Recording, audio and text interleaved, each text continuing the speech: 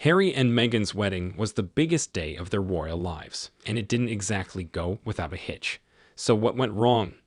Ahead of Prince Harry and Meghan Markle's wedding, Meghan's half-sister, Samantha Markle, appeared to be enjoying the spotlight, perhaps a little too much.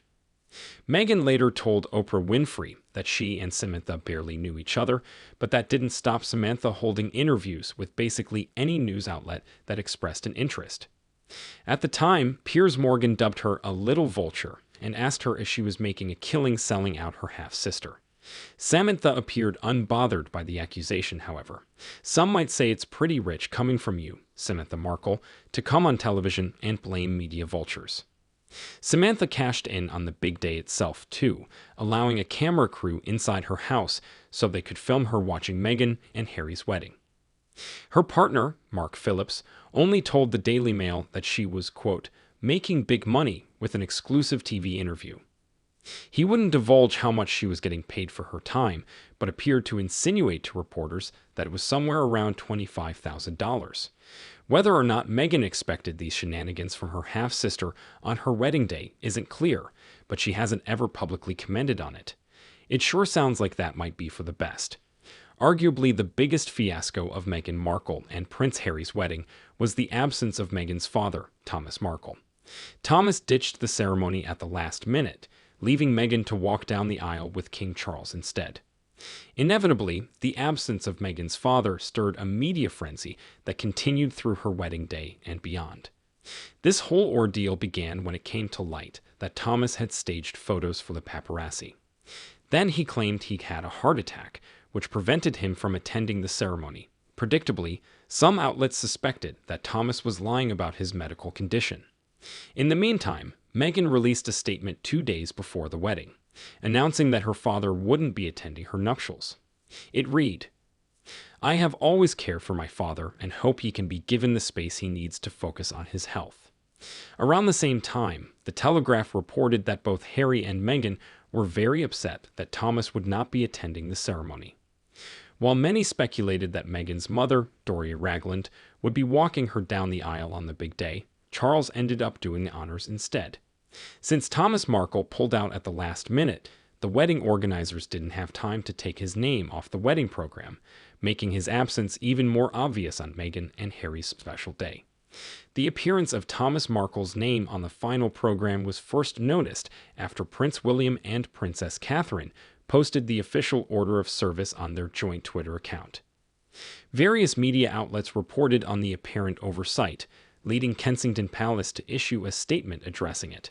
The palace said, "The order of service was produced before it became clear that Mr. Thomas Markle would be unable to attend the wedding on medical advice. As a result, some aspects will be different to what has been printed." The same statement also announced that, in Thomas' absence, Charles would be the one to walk Meghan down the aisle. Moments after Meghan made her way down the aisle, social media was rife with speculation that she had failed to curtsy to Queen Elizabeth. Many wondered if, in the moment, Meghan was so overwhelmed that she completely forgot about the curtsy, while others speculated that it might not have been necessary because she's not British. Talk about a plot twist. Etiquette coach William Hanson also took to social media to weigh in on the perceived break of royal protocol. He tweeted, "Meghan, did you curtsy to Her Majesty? I will have to lie down for months if you did forget." Another user wrote, "Could someone please tell me why she did not curtsy to the Queen? Is this a new protocol? Because she is American? Because she forgot? What?" While this was a much talked about moment on the day, it later became clear that Meghan did, in fact, curtsy to the Queen. As it turns out, everyone missed it because the broadcast footage happened to cut away at the exact moment Meghan performed her curtsy. If you watched the wedding on the day, you might remember that a still of Prince Harry lifting Meghan's veil in front of the altar went viral, mostly because it appeared the prince was having such a hard time with it. Prince Harry had a strained, nervous expression on his face as he slowly lifted Meghan's veil to reveal her face. As over 1 billion people watched from home, the camera was trained on Harry and the look of sheer concentration on his face. Body language expert Judy James later told The Express that Harry was incredibly nervous during the proceedings. She said, "Harry showed signals that suggested the highest levels of happy anxiety." That happy anxiety seemed to completely overcome the prince as he lifted his wife-to-be's veil. From his facial expression, it appears that he wanted to get it just right. When looking at the BBC's footage, you can even see Harry fidgeting with the veil for a few moments longer to make sure it looks good. Looking back, there was plenty that could have gone wrong here. He might have messed up her perfectly styled hair, or worse, caused her tiara to slit from her head. One thing's for sure, though.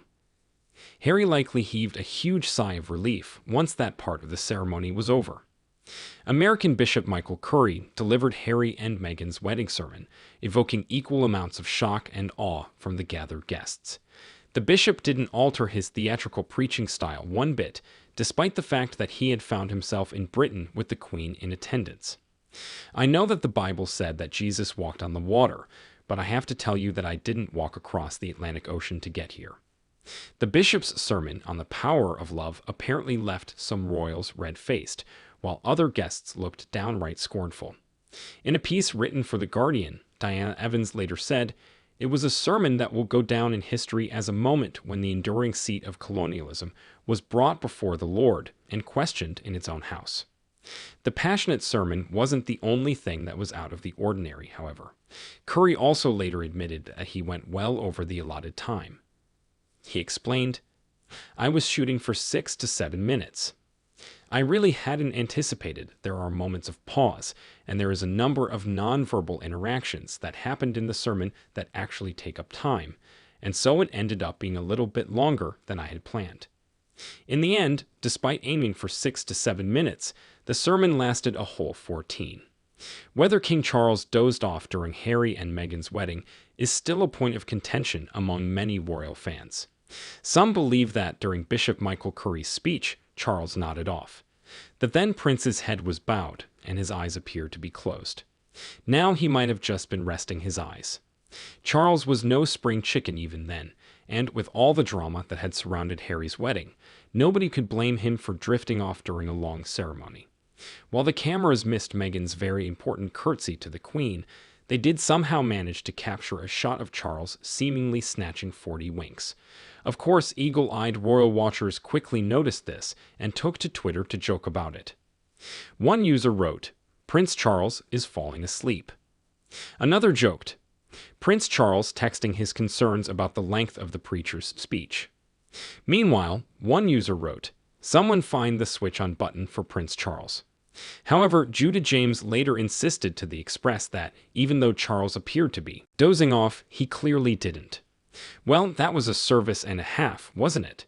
Shortly after Prince Harry and Meghan Markle tied the knot, they were escorted from the church to a lunch reception.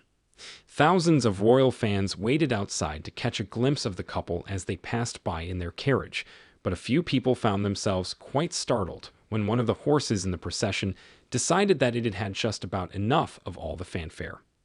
In aerial footage of the procession, one of the horses in the lead can be seen cantering off course. Luckily, its rider quickly got the horse back under